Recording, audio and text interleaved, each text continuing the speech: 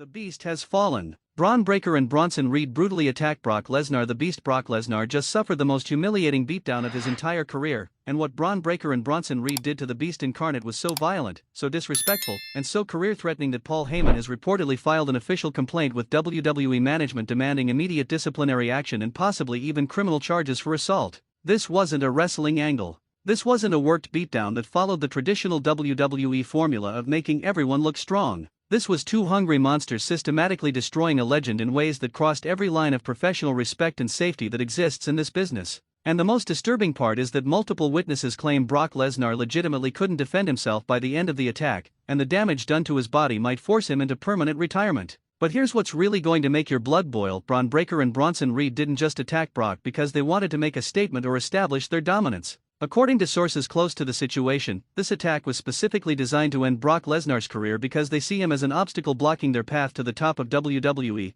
and they decided that destroying him completely was easier than waiting for him to step aside voluntarily. WWE officials are scrambling to control the narrative and frame this attack as part of a storyline, but everyone who witnessed what actually happened knows the truth. Braun and Bronson went into business for themselves, ignored safety protocols, and deliberately inflicted injuries on Brock Lesnar that were never approved by management or medical staff. This wasn't entertainment. This was attempted career murder caught on camera. The question that should terrify every WWE superstar is this: if two wrestlers can brutally assault the most protected and respected veteran in the company without immediate consequences, what's stopping them from doing it to anyone else who stands in their way? Let me tell you exactly what happened during this attack, why it went so horribly wrong, and why Brock Lesnar might never be the same again. The assault began during what was supposed to be a standard in-ring promo segment where Brock was scheduled to hype his upcoming match at the next premium live event. Everything was scripted, everyone knew their roles, and the segment was supposed to end with Brock standing tall after fighting off a brief attack from both men. Standard WWE booking that protects everyone while advancing the storyline. But that's not what happened.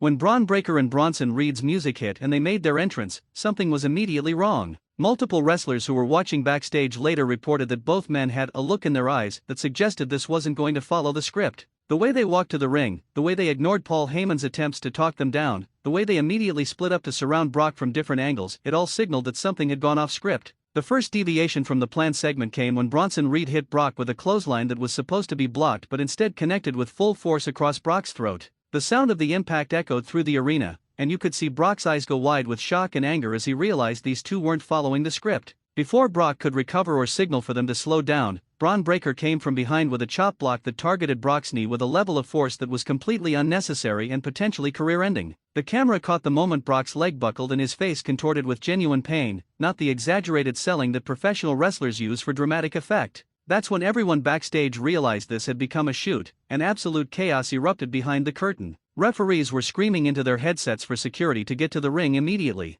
Producers were yelling for Braun and Bronson to follow the script. Triple H himself reportedly ran toward the gorilla position to personally order the segment to end. But in the ring, the Beast Incarnate was being systematically destroyed by two men who had decided they were tired of waiting their turn and were going to take their spot at the top by force. What happened next was the most brutal and disturbing sequence of violence ever broadcast on WWE television, and the company is desperately trying to scrub footage from the internet because it exposes just how dangerous and out of control this attack became. Bronson Reed hit Brock with a tsunami splash while Brock was already down and unable to protect himself properly. But instead of hitting it once like the script called for, Bronson hit it 3 times in rapid succession, each one landing with his full 330-pound frame compressing Brock's chest and ribs. Medical experts who have reviewed the footage estimate that the force of those splashes could have caused rib fractures, internal bleeding, or even cardiac complications from the repeated trauma to Brock's chest cavity. But Braun Breaker's assault was even more vicious and calculated. While Bronson was destroying Brock's upper body, Braun was methodically attacking Brock's legs and knees with stomps, kicks, and submissions that were designed to cause lasting damage rather than create dramatic television moments.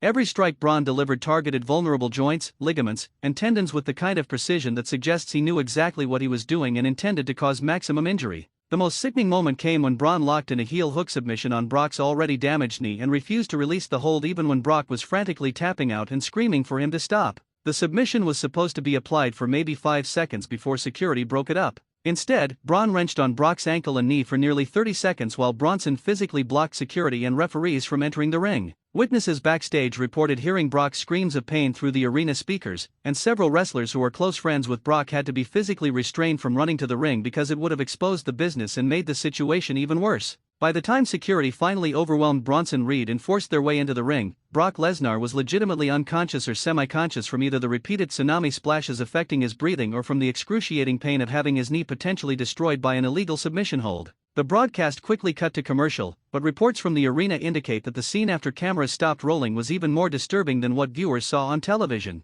Brock couldn't stand on his own and had to be helped to the back by multiple medical personnel and security guards. His knee was already visibly swollen to the point where his knee pad had to be cut off rather than removed normally. He was spitting up blood from internal injuries caused by the repeated splashes to his torso, and multiple witnesses reported that Brock was in such severe pain that WWE's medical staff immediately called for an ambulance to transport him to a local hospital for emergency evaluation. But the most disturbing detail that emerged from backstage sources is that Bron Breakker and Bronson Reed showed absolutely no remorse or concern for what they'd done to Brock. When confronted by furious WWE officials about why they went so far beyond the scripted attack, both men allegedly responded that they did what was necessary to establish themselves as legitimate threats and that Brock should have protected himself better if he didn't want to get hurt. That response has created a massive rift in the WWE locker room between veterans who are horrified by the disrespect and danger of what happened and younger wrestlers who see Bron and Bronson as revolutionaries willing to do what it takes to break through the glass ceiling that legends like Brock represent. The fallout from this attack has been absolutely catastrophic for WWE on multiple levels.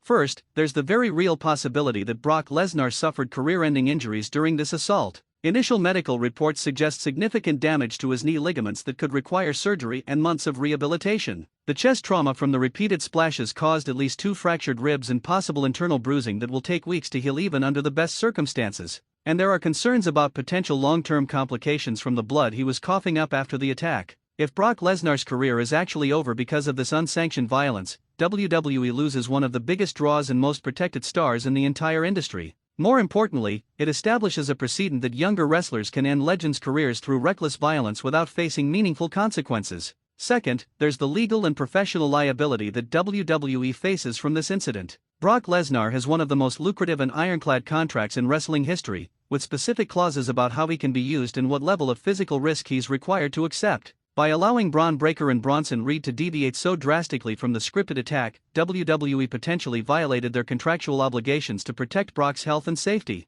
Paul Heyman has reportedly been in constant communication with Brock's legal team about potential lawsuits against WWE for negligence and breach of contract, and against Bron and Bronson personally for assault and intentional infliction of harm. The financial and legal consequences of this situation could be devastating for everyone involved. Third, there's the broader question of locker room culture and safety standards that this attack has exposed. Multiple wrestlers have come forward anonymously to express concerns about how younger talent is being taught to prioritize getting themselves over above respecting established safety protocols and protecting their opponents. The old-school mentality of protecting the business and taking care of your boys is apparently being replaced by a more cutthroat approach where advancement comes from taking what you want rather than earning it through respect and paying dues. Bron Breakker and Bronson Reed's attack on Brock Lesnar is being seen as the most extreme example of this new mentality, and it's creating serious tension about what kind of environment WWE wants to cultivate in its locker rooms. But here's where the situation gets even more complicated and controversial. Despite the injuries, despite the safety violations, despite the complete disregard for professional protocols, Bron Breakker and Bronson Reed have not faced any public disciplinary action from WWE. They weren't suspended.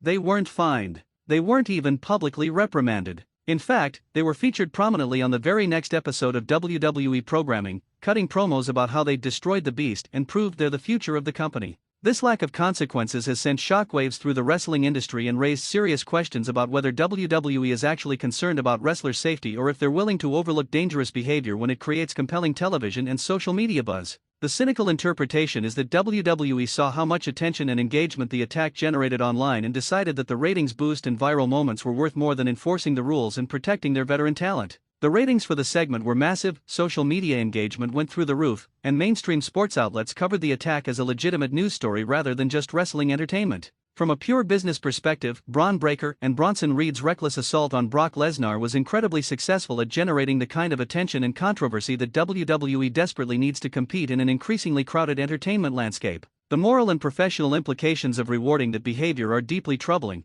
but the financial incentives are impossible to ignore. The veteran wrestlers in WWE's locker room are reportedly furious about this situation and feel that management's failure to discipline Bron and Bronson sends a message that reckless violence is acceptable as long as it gets reactions. Multiple main event level stars have allegedly expressed concerns that they could be the next targets of hungry younger wrestlers who see career advancement through injuring established names as a viable path to the top. But younger wrestlers and those who align with Bron and Bronson's approach argue that the veterans are just protecting their spots and refusing to adapt to a more aggressive, competitive era of professional wrestling. They point out that legends like Brock Lesnar have been protected for years while younger talent struggle to break through, and that sometimes dramatic action is necessary to force change that wouldn't happen otherwise. This generational divide is creating one of the most toxic locker room environments WWE has experienced in years, with established stars and rising talent increasingly viewing each other as enemies rather than colleagues working toward the same goal. Now here's the question that's going to determine how you view this entire situation. Do you think Bron Breakker and Bronson Reed were justified in going off script and attacking Brock Lesnar more brutally than planned if that's what it took to get themselves noticed and elevated, or did they cross an unforgivable line by potentially ending a legend's career through reckless violence?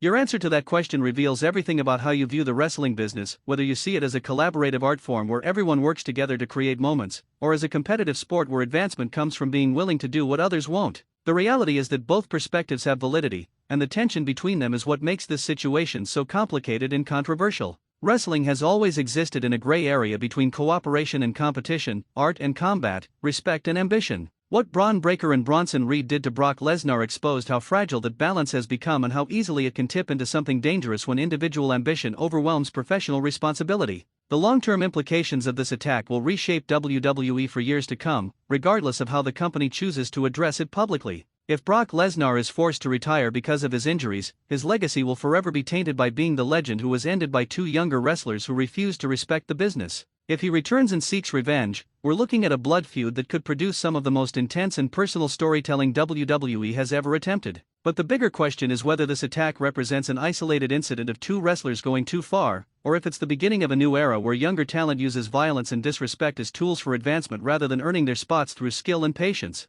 Tell me in the comments, should WWE have immediately suspended or fired Bron Breakker and Bronson Reed for this attack, or do you think their aggressive approach is exactly what the company needs to create unpredictable and must-see television? And here's the follow-up question that really matters: if you were Brock Lesnar, would you come back for revenge and risk getting hurt again by two wrestlers who have proven they don't respect safety or protocols? Or would you use this as an excuse to ride off into the sunset and protect your health and legacy? Because make no mistake, what happened to the Beast Incarnate wasn't just an attack on one wrestler. It was an attack on everything the wrestling business has been built on: trust, respect, and the unspoken agreement that everyone in that ring is responsible for protecting each other even while they're pretending to hurt each other. Bron Breakker and Bronson Reed broke that agreement, and the consequences of their actions will echo through WWE for years to come, regardless of whether Brock Lesnar ever returns to that ring again.